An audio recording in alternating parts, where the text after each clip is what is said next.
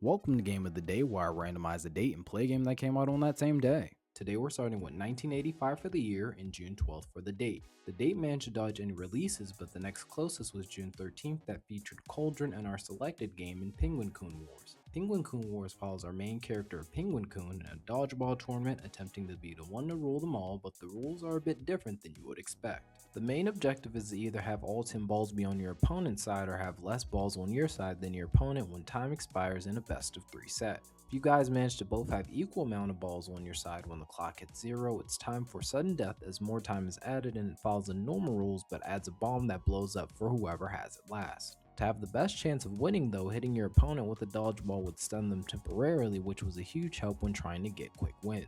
One other small quirk was that when the clock got to around 20 seconds, a jelly bean would appear that ricochet any balls that hit it, so you had to be careful around that as well. Unfortunately, the actual tournament itself seemed predetermined, as you would face the same opponents of mouse, panda, koala bear, and a beaver as the final boss. The difficulty definitely ramped up with each opponent as they'd throw the ball quicker, have shorter recovery times, and played smarter, so you really had to lock in on defeating opponents as the tournament progressed. To try and take some of the pressure off after each match though, there is bonus stages you could play to try and add points to your high score. Adding on to the difficulty though, the game definitely had some interesting mechanic choices to make things even harder on the player.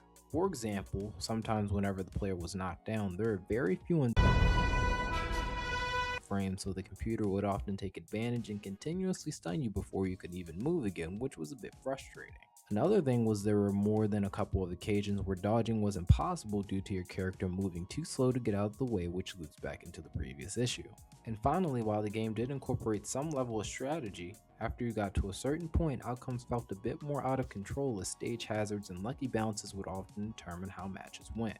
Once you beat the first tournament, that fact became very apparent as random things would just begin to appear in the next tournament in an attempt to make every match even crazier than the last. This game also featured a 2-player mode, but it just saw both players essentially playing through the same bracket opposed to playing on opposite sides and possibly playing each other in the end.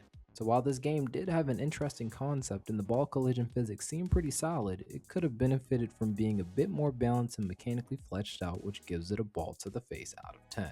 Make sure to follow and leave a comment about what you think of this game, and I'll see you guys in the next one.